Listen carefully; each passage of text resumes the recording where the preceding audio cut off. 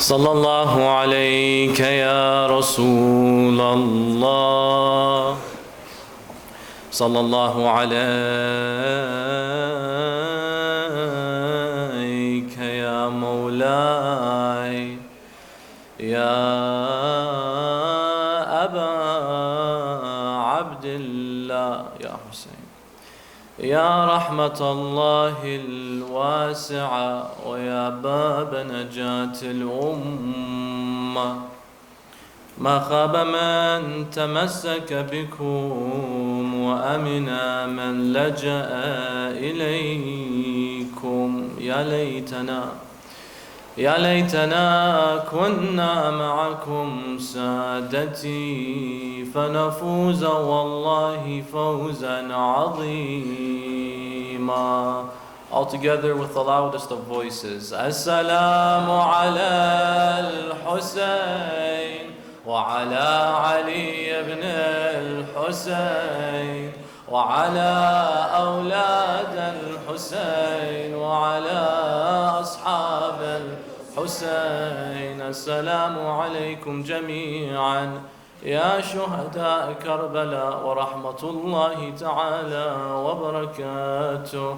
أما بعد يقول الله في كتابه الكريم بسم الله الرحمن الرحيم إنما المؤمنون إخوة فأصلحوا بين أخويكم واتقوا الله لعلكم ترحمون. آمنا بالله صدق الله العلي العظيم. صلوا على محمد وآل محمد.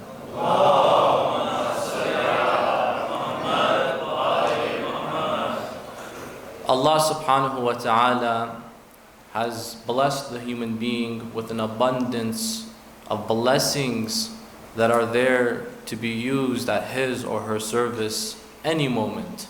Faculties that make our lives easier. We have been endowed with the greatest of blessings as being recognized as Allah's greatest creation.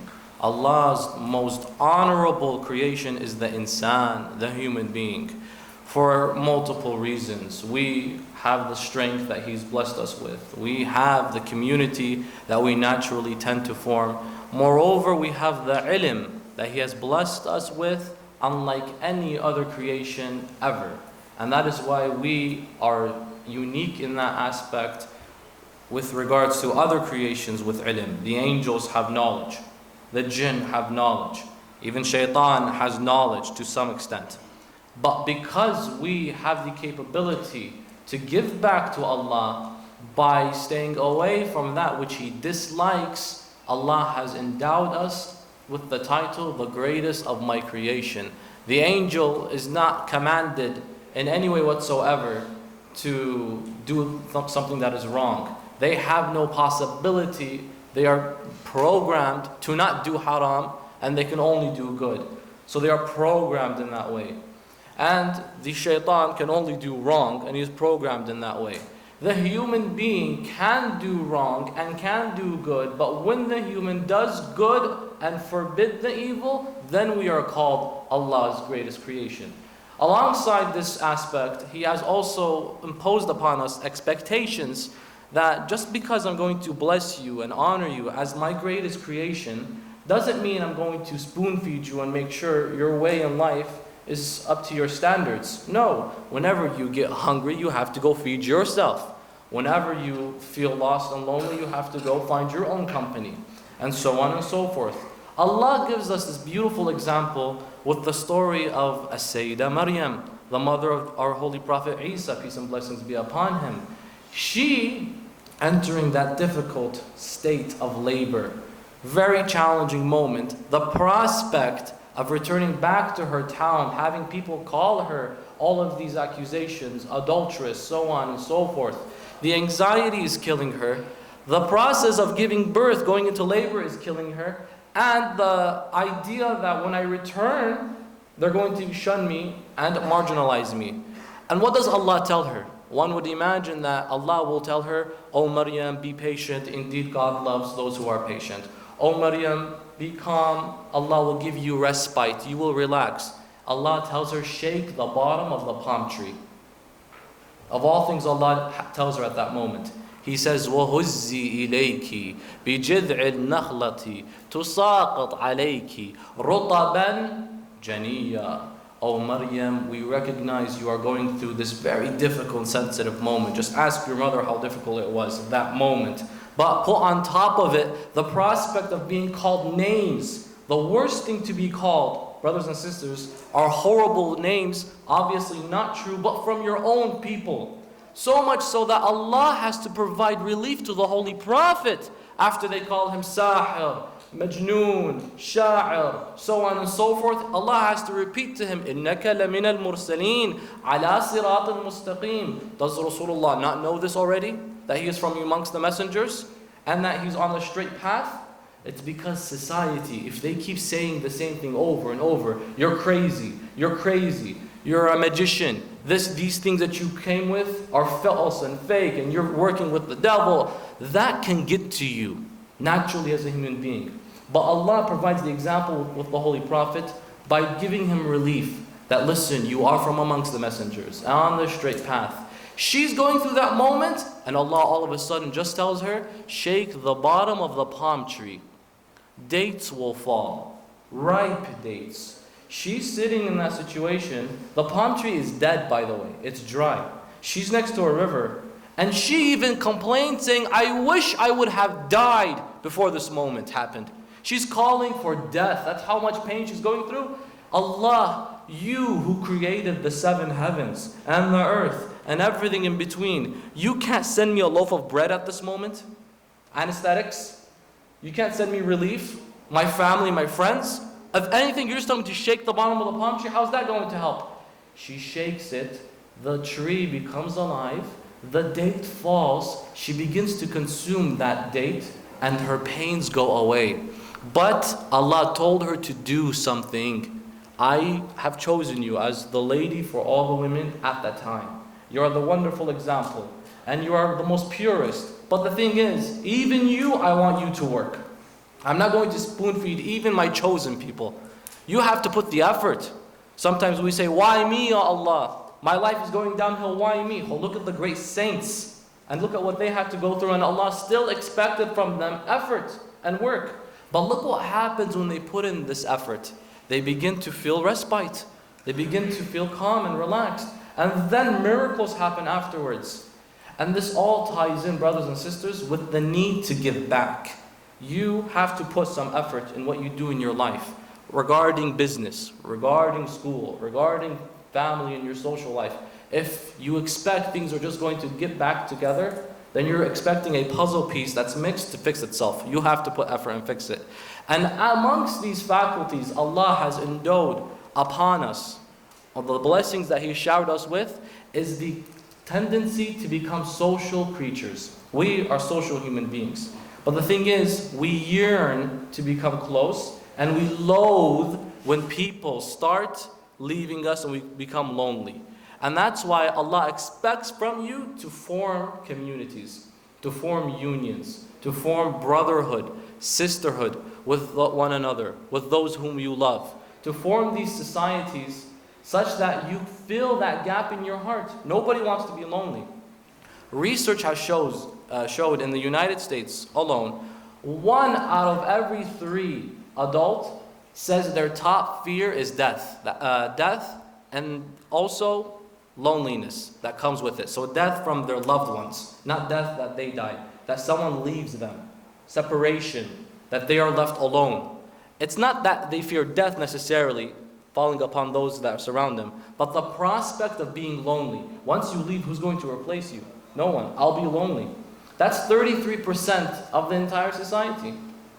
35% of all males think that way in the United States. 45% of women in the United States have that fear, but it's greater. We naturally want to stick together. And we have this example on the 10th of Ashura. The Imam brings a very interesting yet powerful statement. You'll realize why it's both powerful and interesting. He says, Wallah. Notice, when the Imam says Wallah, you know it's not a joke. Ahlul Bayt don't need to emphasize anymore. Whatever they say is parallel to what Allah wants, because they stem back to the root of whatever Allah wants, and that's the Holy Prophet.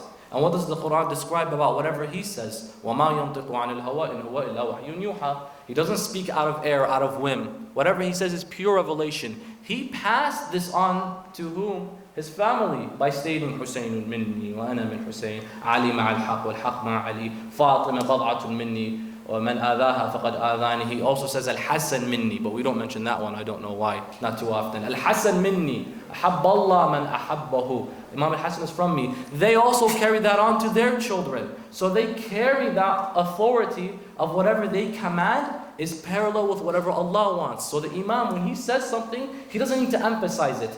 But when he still says Wallah, you have to pay attention. Something serious is about to happen. Wallah ma ra'aytu ashaban awfa min ashabi. By Allah, I have never seen companions more loyal than my companions. Why? Why do you emphasize this, Abu Abdullah? We get it, they were yours. They were willing to die. But why the added emphasis? And if that's the case, what about the companions of the Holy Prophet? They stuck through him through thin and thick. In fact, verses are revealed about most of them praising them. And many people use these verses to substantiate their beliefs that all of them are on the same pedestal and we should respect all of them. Whereas in fact, these verses don't do that. Some of the verses go about like, محمد رسول الله والذين معه أشداء على الكفار رحماء بينهم تراهم ركعا سجدا يبتغون فضلا من الله ورضوانا.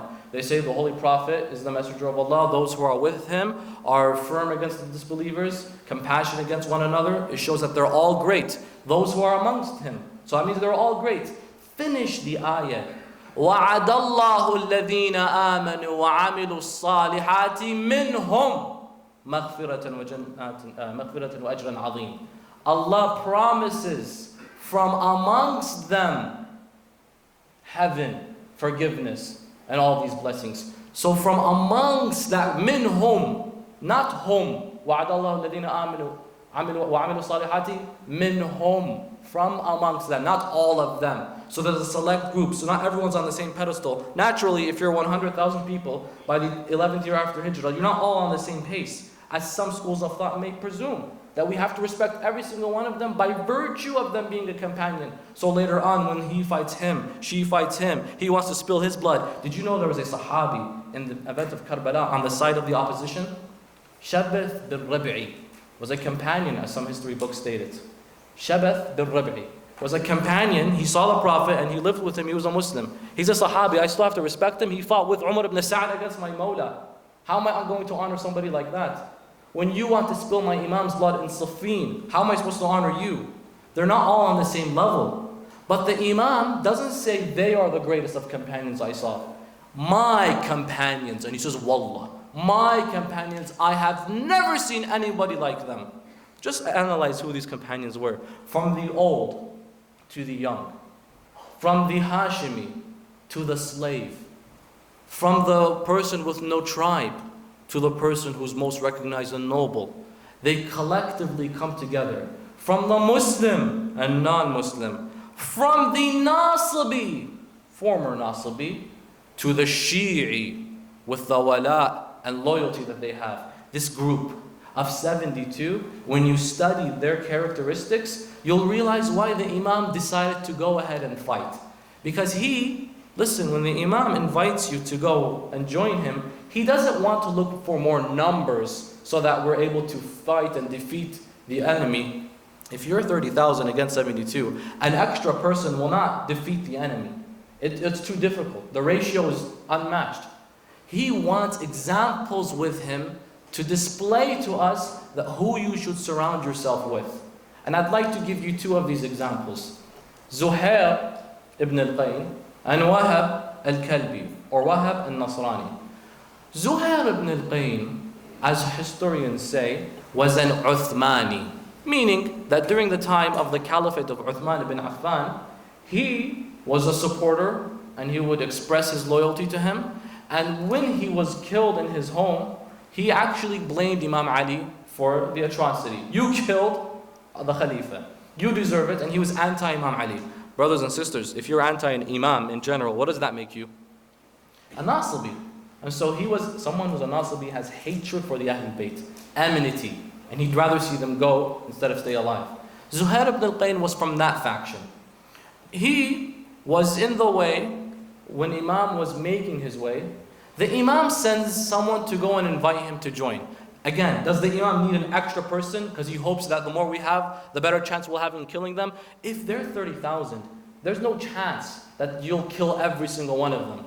Winning a war doesn't mean how many bodies you brought down. It means how many minds you changed. And so he sends a person to go speak to Zuhair. Zuhair says, no. His wife was a pious woman, God-fearing. Zuhair, that's the grandson of your prophet. Just go see what he wants. Fine. He goes to Abu Abdullah after rejecting. And Abu Abdullah says to him something very beautiful. He says, do you remember Salman al-Muhammadi? Yes. Zuhair and Salman were best friends. They were close friends. He says, yes, I remember. He begins to tell him the moment where Salman foreshadows this event, al-Muhammadi. Zuhair ibn al-Qayn was in Madain, Iraq. This is the history that revolves around the Ahlul Bayt and eventually what led to Karbala. He was in Madain, city in Iraq, where currently Salman is buried. May Allah bless you all to visit that grave of Salman al-Muhammadi, of closest of Sahaba to Rasulullah, and a Shi'i at the time as well. And so he says to Salman, I am going to conquer Azerbaijan. They were going to conquer it, Fatih Azerbaijan. And so, inshallah ta'ala, before we continue, I would like for you all, brothers, to move forward so we have more space for the brothers that are coming in. And inshallah, we'll do that. After that, salawat ala Muhammadin wa ali Muhammad.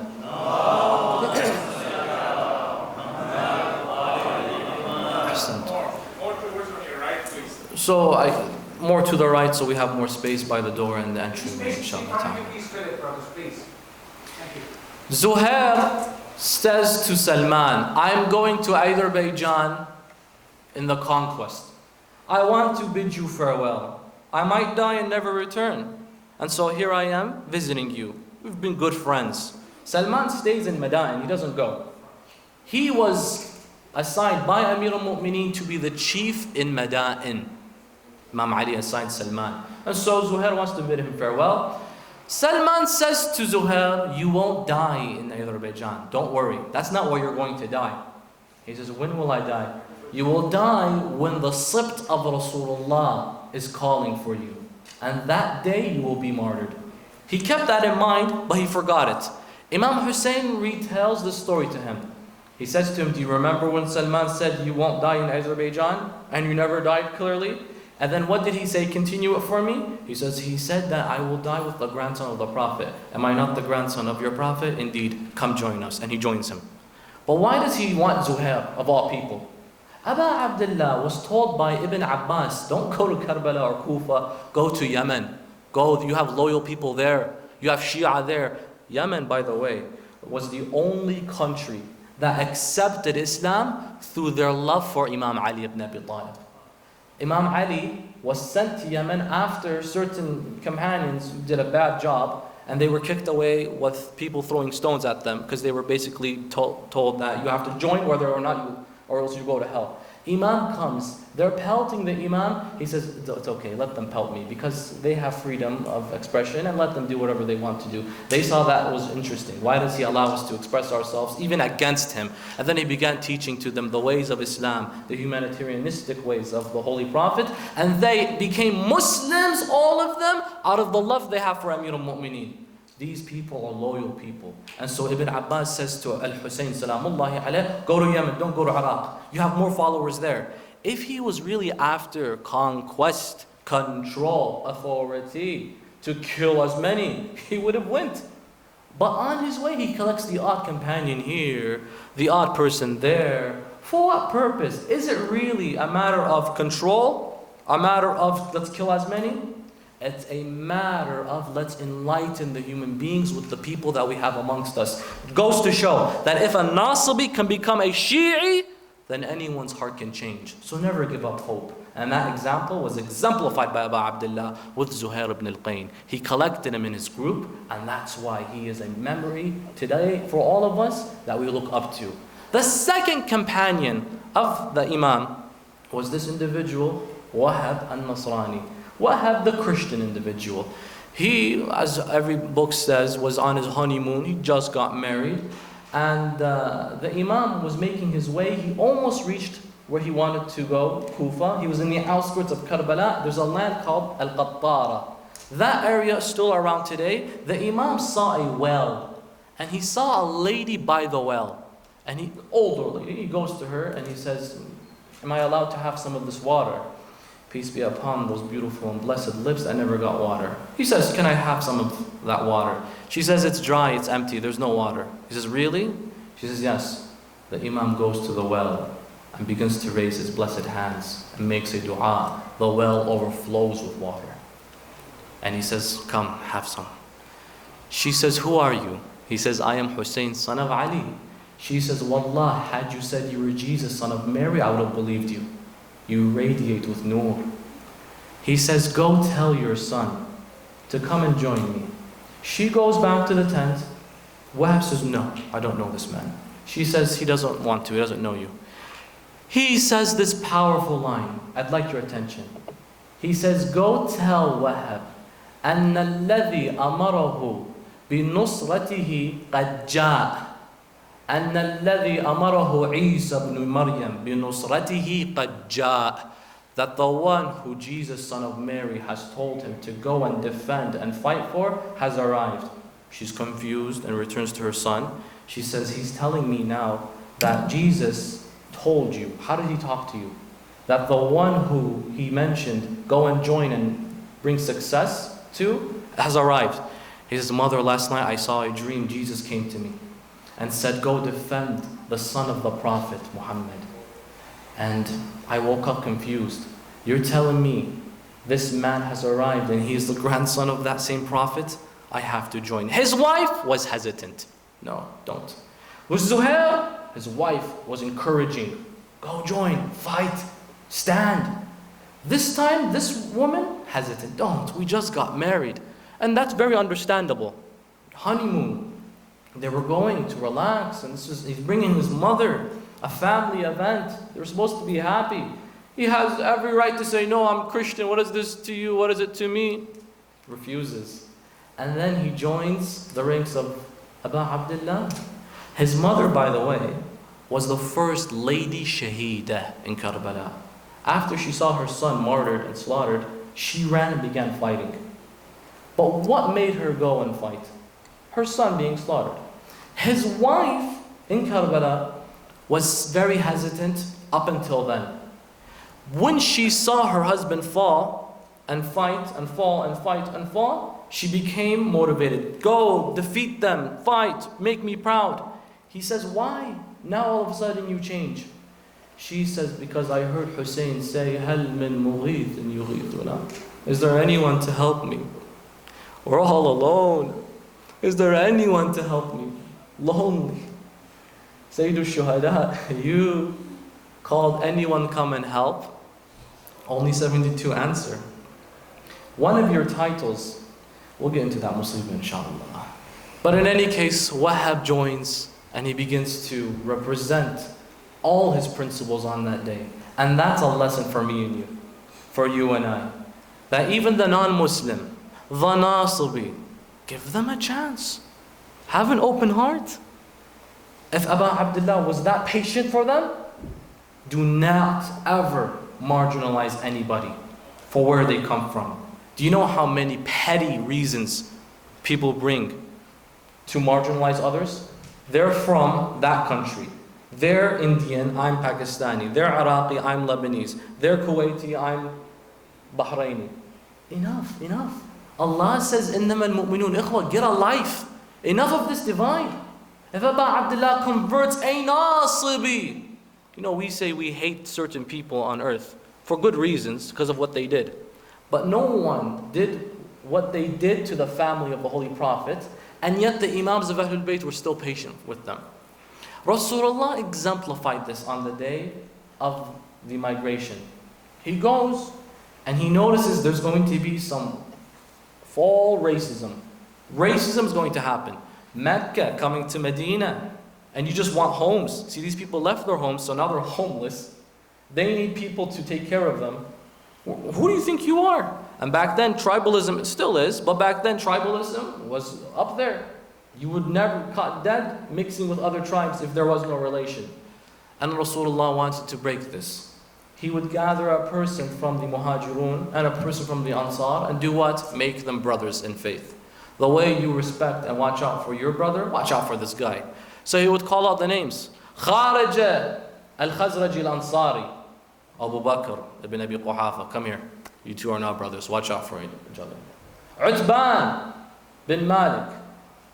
Umar ibn al-Khattab, come here. You two are now brothers. Watch out for each other. Abu Dhar al-Ghufari. Al-Mundhar. You two are now brothers. Watch out for each other. Abu Ayyub al-Ansari. Mus'ab bin Umair. Come here. You two are now brothers. Watch out for each other. Everybody got a brother except one man. Amir al-Mu'mineen was lonely. Ya Ali, you were lonely for a few minutes and it couldn't settle well with you. Abu Abdullah, lonely, and imagine how he helped that patience. I really don't know how to explain it. He was lonely. Rasulullah, you gave everyone a brother. Where's my brother? You gave him this man. You gave even the slave who no one cared for, a loyal person in Medina, a noble, except me. Where's my brother, Ya Rasulullah?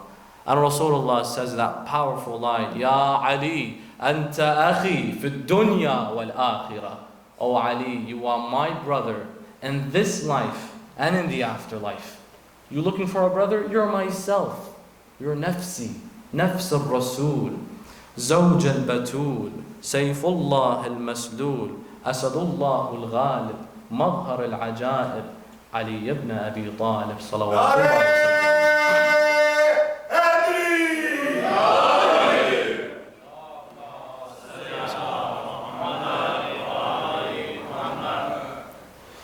The Imam alayhi salam,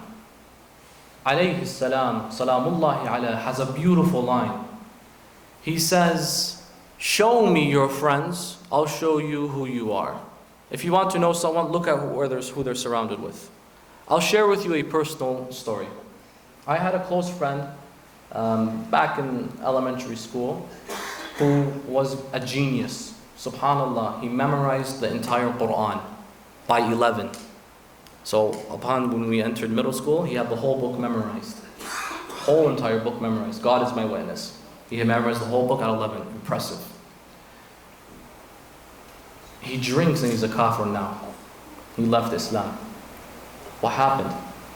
He surrounded himself with the worst people ever. Moved away, went to a different community. The influence of Islam was low and weak. And just opened social media, drinking, smoking, horrible individuals surrounding him. Why? Because of the society that's around you. And I send this message to all my wonderful, beautiful parents. If you don't know 5 names of those who surround your children, good luck. Know who's staying and hanging and chilling with your kids. They are more influential than parents. Security even knows this. If they want to investigate, they're not going to ask the mom and dad. They're going to ask their best friend, because they will be less likely to tell their parents a problem that they went through, a crime that they did, than they would with their friends. Naturally. If you're driving, your tire pops. Are you going to call your mom? She's going to freak out. What happened? Where are you? I'll get there. Hold on. Stay safe. Don't stay. You're just going to call your friend. Hey man, please, my tire, could you come and help me? That's it. You're more likely to talk with your friends about personal issues than you are with your parents. So you, as parents, know who your children are hanging out with. It could be that one man that can take them from a Quran hafiz to someone who leaves Islam and is a drunkard. Or the opposite. It could be one person that could take them from being low and depressed to being back up on their feet and satisfied with their life. Just make sure you watch out. If there's nobody, I live in a community, it's very weak, the influence is bad, so it's better that they have no friends anyways. Good, then you be a friend. You have to be willing to answer every single text, every single phone call. The mothers do it really good. When they call you 10 times, dad, 1 missed phone call only. But in any case, everyone has their own reasons and excuses. Sometimes we're busy, sometimes we don't have time. Doesn't matter. It's perfectly okay. Just be there. Be present. They're going through something at school. My child, oh, they're perfect. They're angels. They will never do that. Oh, who says they'll never do that? Haven't you seen the plethora of examples of mu'mineen becoming kuffar and mushrikeen? But the vice versa is also very true. People, low, nasibis, becoming shuhada with Abu Abdullah. Al-A'sha was an individual, some say from Yemen. He had heard about the religion of Islam, loved it. And he said, wow, a religion that sees men and women as equals, black and white as equals. That's beautiful, finally. And he wanted to convert. His friend came and said, hey, wait, buddy, hold on, slow down. You want to convert? Do you not know what this prophet calls for? What does he call for? He says, this prophet made adultery haram, forbidden. He's like, yeah, that's good, it should be forbidden. He's like, okay. He made theft haram as well. Remember the times me and you would steal, usury, would give a little bit less? Don't you want to keep doing that? He's like, no, that's wrong, that's immoral. He keeps giving him all of these reasons why he shouldn't become a Muslim, and this Al-A'sha keeps rejecting. No, those are bad reasons, they should be forbidden. And then he says one line. He also made drinking alcohol haram. He's like, oh no, I love to drink. How am I going to become a Muslim now and I let go of this? Nah, that's a tough one. Thank you for bringing this to my attention. You know what I'll do? Instead of going to Medina and taking bay'ah and becoming a Muslim, I'm going to wait 1 year. I'll drink as much as I want. Have you ever heard of people with this mindset? It may not necessarily be the same thing, but it's the same principle. I'll do it when I go to Hajj. I'll do it when I go to Ziyarah. I'll put on the Islamic attire when I do this. I'll change when I do that. Hold on, when? What do you mean when? 2 problems. You don't know when you'll die. You don't know when you'll die. And number 2, when that time comes, the excuses and waswas will come and tell you, no, don't go, forget it. Keep postponing it. I'll drink as much as I want, and then once the year passes, I'll go and join Islam. He drinks and drinks. The year's over. He's on his way. He's done. The year passed. He's on his way. He dies. He got sick and died. Allah revealed ayat of the Holy Quran about this individual. What do these ayat say? وَيَوْمَ يَعَضُّ الظَّالِمُ عَلَى يَدَيْهِ. The day will come where an oppressed person will be biting his hand. Biting your hand is an idiom for expressing deep guilt and regret. Biting the hand. There will come a day, a person who has oppressed themselves, because being oppressed happens in 2 ways. Either someone's oppressing you or you are oppressing yourself. Taking that wrong thing you shouldn't be taking, drinking, you're oppressing yourself. Allah says, وَيَوْمَ يُعَضُّ الظَّالِمُ عَلَى يَدَيْهِ. The day will come in which the person who's oppressed themselves will be biting their hand, day of judgment. He'll say what? يَا لَيْتَنِي اتَّخَذْتُ مَعَ الرَّسُولِ سَبِيلًا. I wish I would have followed the path of the Holy Prophet. يَا وَيْلَتَا لَيْتَنِي لَمْ اتَّخِذْ فُلَانًا خَلِيلًا. How I wish I would have never taken so and so and so as a friend. Why did you want to not take them as friends? لَقَدْ أَضَلَّنِي عَنِ الذِّكْرِ بَعْدَ إِذْ جَاءَنِي وَكَانَ الشَّيْطَانِ لِلْإِنسَانِ خَذُولًا. They have taken me away after the remembrance, the sign of Allah, after it came to me. When it came to me, I wanted to join, but they took me away. Shaitan works in 2 ways. Shaitan al-ins, Shaitan al-jinn. The jinn shaitan is what we're familiar with. Waswas, you don't see them, they can see you, they come, and I don't want to scare the younger guys here, but that's the reality. That they are here to take you away from the way of Allah through whispering. However, he has also deputies, representatives working under him, human beings. The human being can reach such a low level in their life, brothers and sisters, low in iman, such that they work under shaitan now.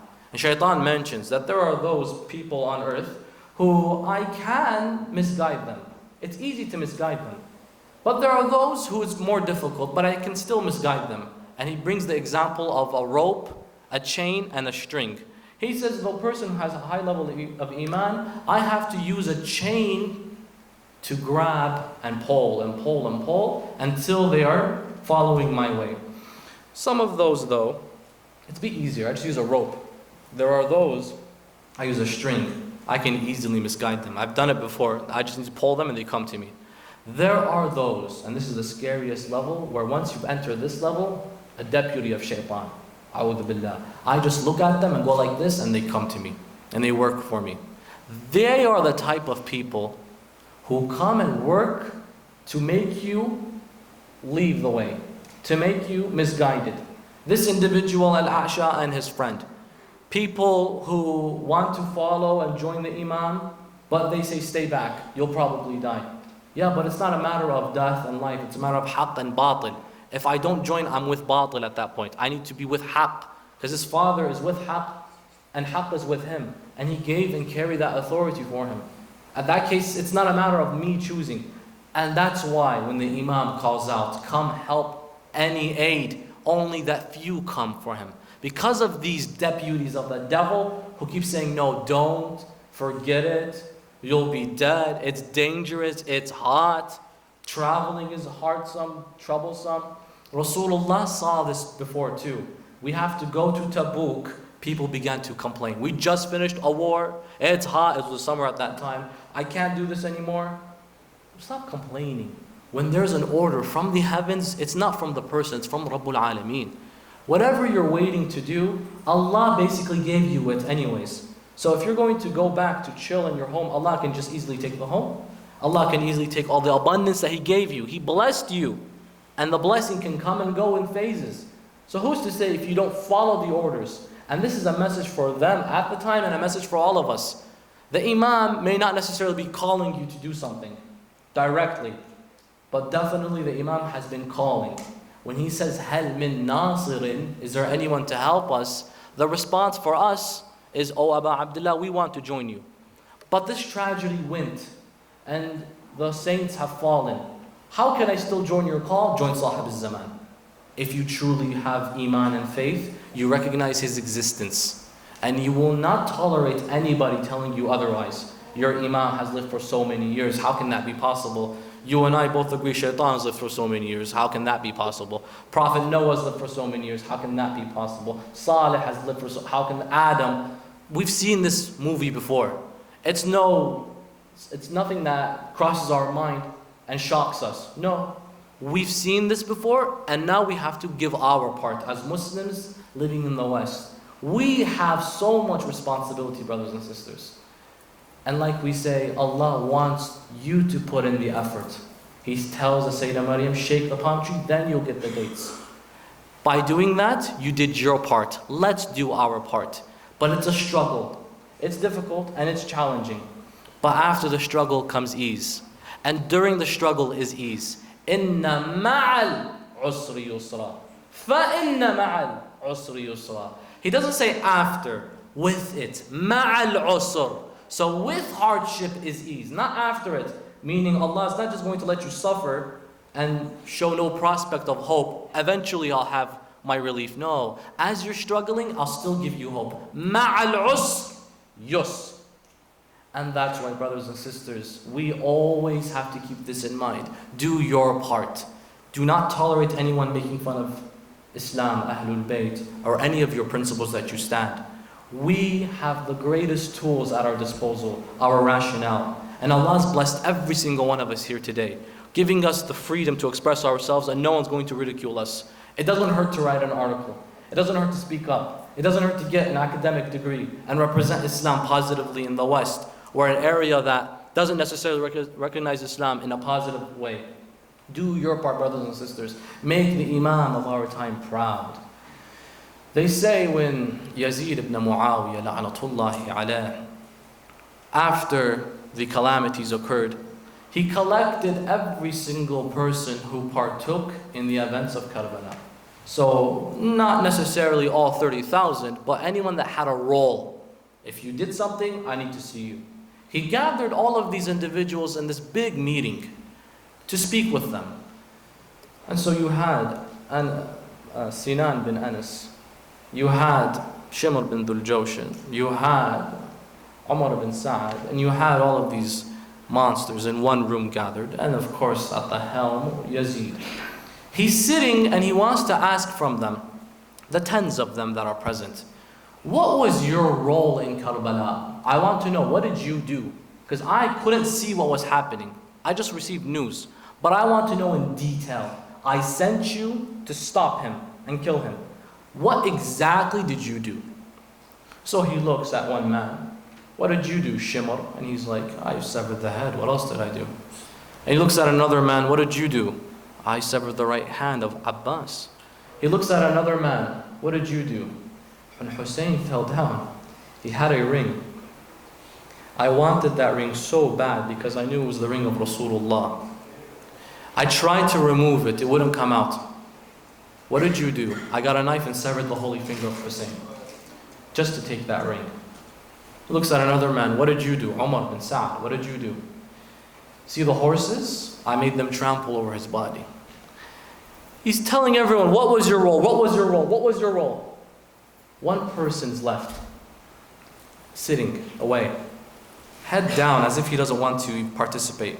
Hadiths are very detailed and vivid. You there, what did you do? Who was this man? Harmala bin Kahil.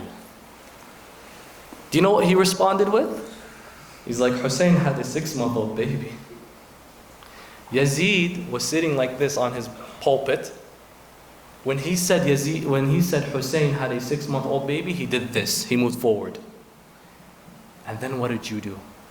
It's as if this is the only retelling of the incident that shocked him. Because men can be killed. There's an excuse. But babies? 6-month-old? He says, carry on, what did you do? He's like, Hussain had a 6-month-old baby. I shot 4 arrows in the day of Karbala. One that pierced the right eye of Abu al-Fadl. The other that pierced Abdullah ibn al-Imam al-Hassan when he jumped in front of his uncle while Hussain was down. You're going to kill my uncle? And I shot an arrow and killed him. The other was in the chest of Abu Abdullah. And that last arrow was in his 6-month-old baby's neck. What exactly happened? He's telling him, tell me, what did you do? He says, I saw Hussain in the distance, walking to one of the tents. Imam Hussain was walking to the tent of Lady Rabab, Radwanullahi ta'ala alayha, his wife. Rabab had the baby, and due to the thirst, brothers and sisters, you can imagine, the baby would not shed any more tears. There's no more water, no more moaning, no sound, all lifeless. A mother can't handle her child complaining for food. How can the mother handle a child with not even the ability to complain for water and food? She was too embarrassed to give the baby to the Imam and tell him, please find us a way. I can't, I'm about to die. So she went to a Sayyidah Zainab, al-Masa'ib, and she says, Lady Zainab, tell Hussain to take my baby. Maybe they'll give him water, something, anything. Zainab goes to Hussain, and she says to Abu Abdullah, Hussain, take the baby to the opposition. Maybe they'll give him water. This baby can no longer cry, for he has cried all his tears away. Imam Hussain takes, this is his baby by the way, 6 months old. Imam Hussain takes the baby, Ali al-Asghar, Abdullah al-Radhi', and he goes to the field and he begins to say, O men of Yazid, if us adults have done wrong, then come and kill me. But what is the crime of a 6-month-old baby? Please allow him some water. The Imam set the baby on the floor and he began to say to them, if you don't want to come now, then I'll return when you have given him water. The Imam sets the baby down and he goes to his tent. witnessing nothing is happening. And he hears the opposition beginning to say, he's just a little baby. How will it change if we gave him water? And some began to say, Wallah, if we had the whole sea, we wouldn't give you a drop. Imam Hussain returns to the baby, then he goes back. He returns to the child, then he goes back, until the Imam returns one final time, and he holds his baby to the sky, asking, Ya Allah, show us mercy on the baby. Harmala bin Kahil was told by Shimr ibn Dhul Jawshan, he says to him, Harmala, do you see the arrow we use to kill big animals? He says, yes. Take that arrow, it's a 3-pronged arrow, put it over the flame, and take it and aim it on the neck of the baby of Hussain. Yazid says, what did you do? He says, I shot the arrow at the baby of Abdullah al-Radhi', and I saw the fire burning his neck, and then he began to flap his arms like a bird flaps his wings from the excruciating pain that he was feeling. Imam collects the blood of Abdullah and he throws it to the sky, saying, La ilaha illallah. I'd like to share with you this musibah. When they took the heads to Sham and brought the heads back to Karbala, they had the head of Abdullah al-Radhi'. They also severed the baby's head as well. And there was no head that wasn't severed, by the way. The Imam, he had buried the body of Abdullah al-Radhi'. The opposition had taken their spears and they began plunging it to the earth, looking for the baby where he buried him, until one man plunges his spear and pulls up the body of Abdullah al-Radhi'. When they returned back to Karbala, they carried these heads. Imam Zayn al-Abidin goes to the grave of his father Hussain, and the grave is just a body, there's no head, because they still have the head to bury. And he digs up the grave to put the head back. When he takes the head, narrations say he put the head to the body, the head began to speak, saying, At-tifl, at-tifl, the baby, the baby. He wants the baby. Put the baby on the chest of the Imam, bearing my boy with me on my body. I had him with me that day when I was calling for water, but nothing came. Give me the baby now. At-tifl, at-tifl, the baby, the baby. They put Abdullah al-Radhi' in the grave of Imam al-Hussain, and they buried him there. To the feet of the Imam was Ali al-Akbar, and at that moment Imam Zayn al-Abidin began to say, La hawla wa la quwwata illa billah. مأتم الحسين يا حسين